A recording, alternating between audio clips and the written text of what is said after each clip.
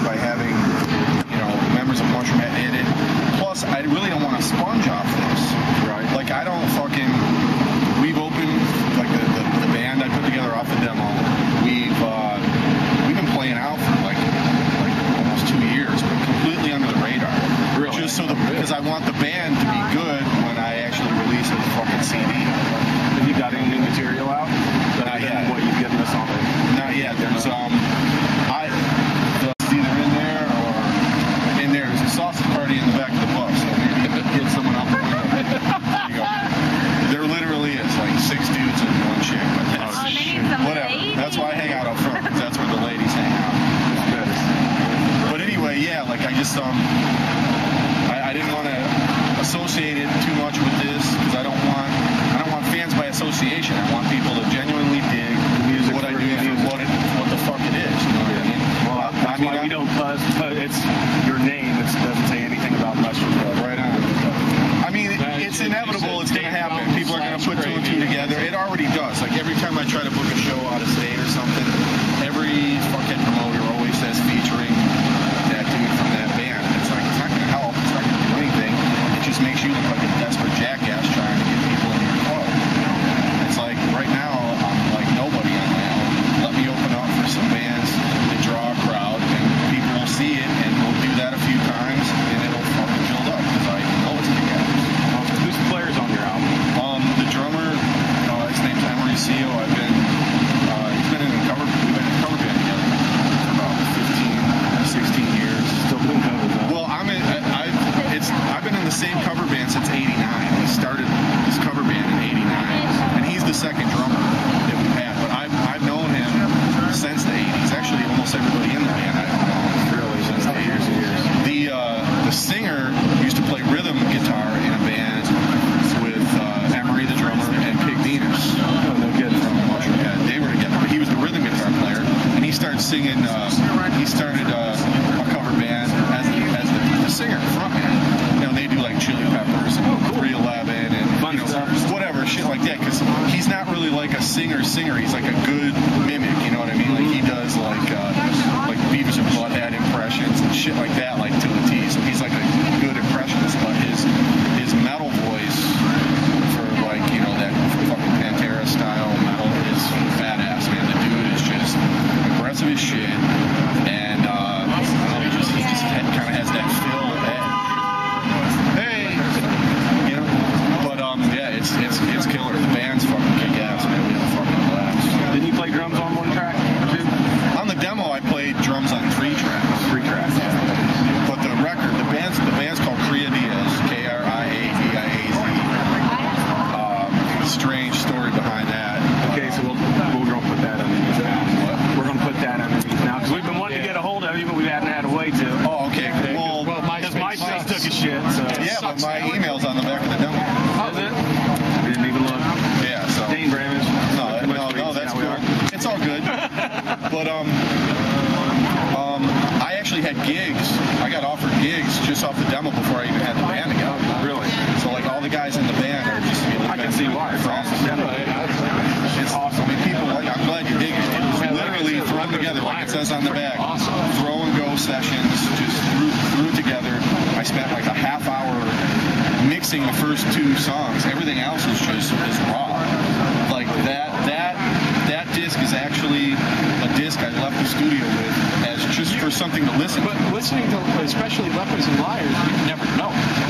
You would never know. You'd think it was, you sat down and played that for like years. Yeah. Oh, right on. And just the raw energy on that track alone, I mean, cool. That's because it was, dude, shit, I wheeled my shit into that studio. We put mics in front of it. My buddy, John Capri, he programmed the drums for those first 2 songs. Literally in like 5 minutes. Because the guitar tone was perfect right from the get. We didn't do anything. I mean, that rhythm guitar sound that's exactly what we got.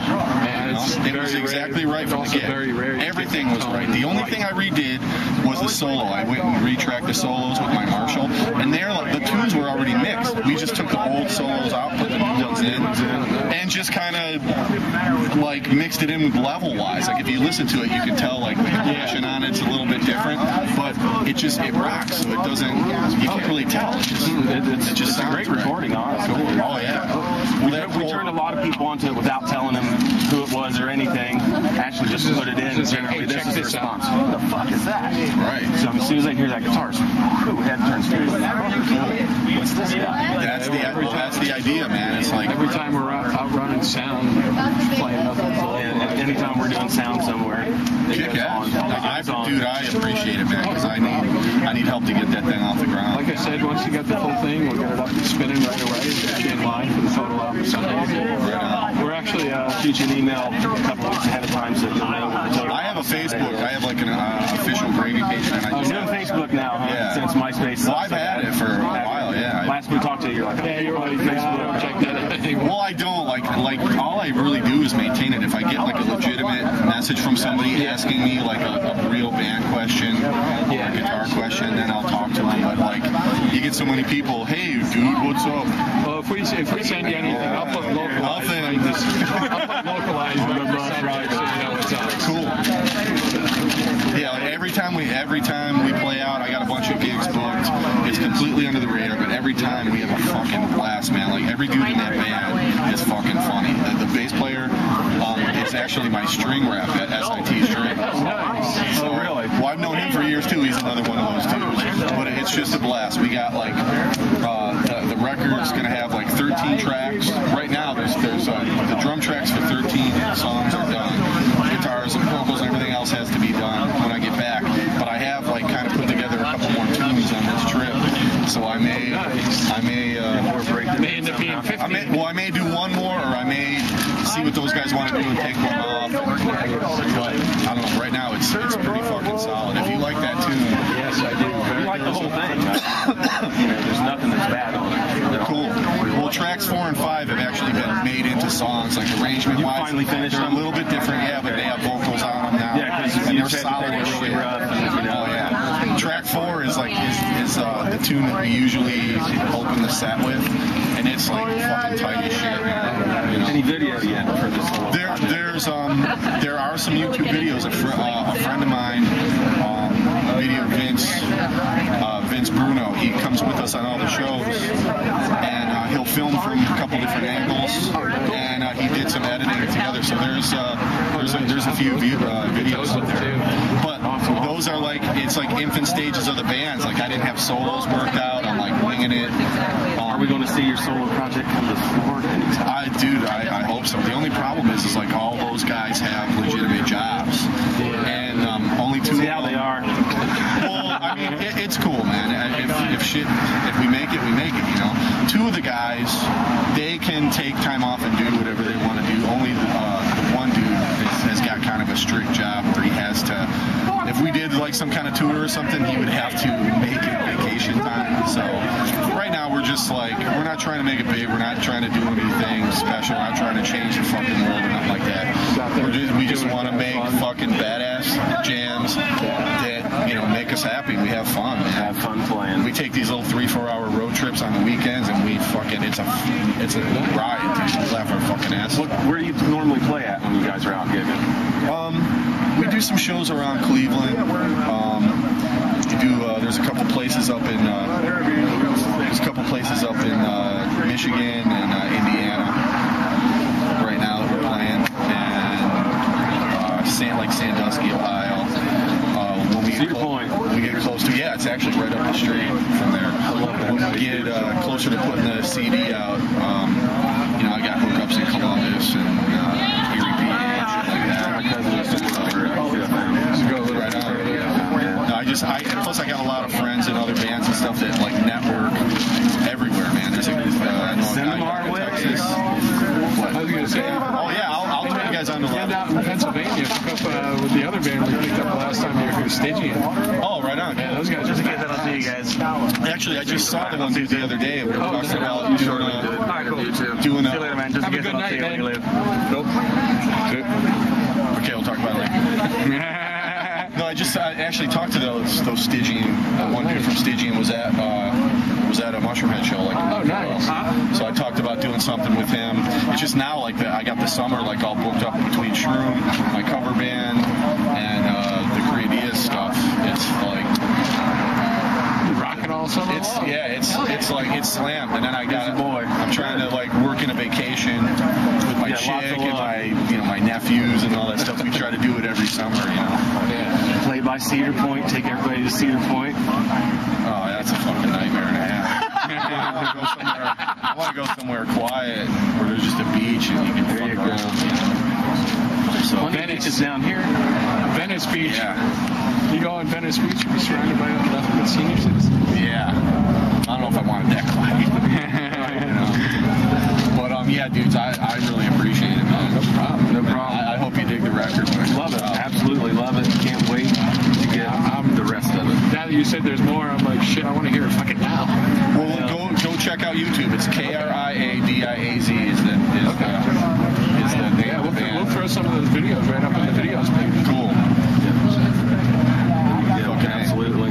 Do that. It's like I said though, it's still like those videos were done like still kind of infant stage of the band. Every time I'd write a new tune, we would fucking throw it together, get it as tight as possible, and then play it out. So a lot of times like some of those videos are not, the band it's not second nature to the band. We're like winging it because we don't. Everyone has jobs and everyone has other bands, so we don't. Practice our asses off all the time. You know what I mean? But everybody in the band's good. The drummers get together and go drummers for are it. monster, yeah. And everybody's been in cover bands and shit for years, so we're used to just listening to shit, driving around, figuring it out. You noodle it out, and then you get together and you jam to work out a couple dents. And Is it weird at all from going playing the Mushroomhead stuff to playing covers? Not at all. No, it's like some break. You don't even have to think about it. No.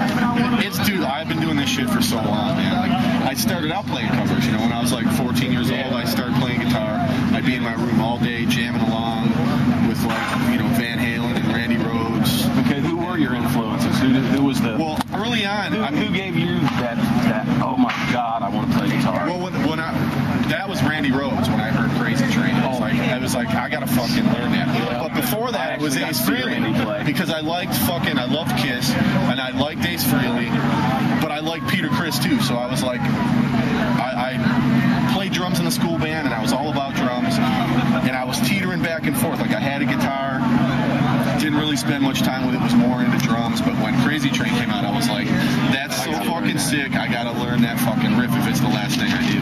So Kiss on New Year's Eve. Right on. I remember seeing Ozzy with Randy Rhoads, and the funniest part was it was the first tour. Crazy Train just hit the radio, and you could tell walking out of the show, everybody that played guitar, because this was the look on their face. Oh yeah. Who in the fuck was that guy? No, he was one of my favorite dudes, man. I had all the Randy Rhoads posters, I laminated them in my commercial art class. And True fan. Well, yeah, because I wanted them to fucking last. And then when I moved, they disappeared. I don't know what the fuck happened. All my posters, I had Maiden posters, Rush posters. I had a life-size, door-size Elvira poster. We just saw Maiden. Right on. Actually, I was up in New York a couple weeks ago, and they're going to be up there pretty soon. We got a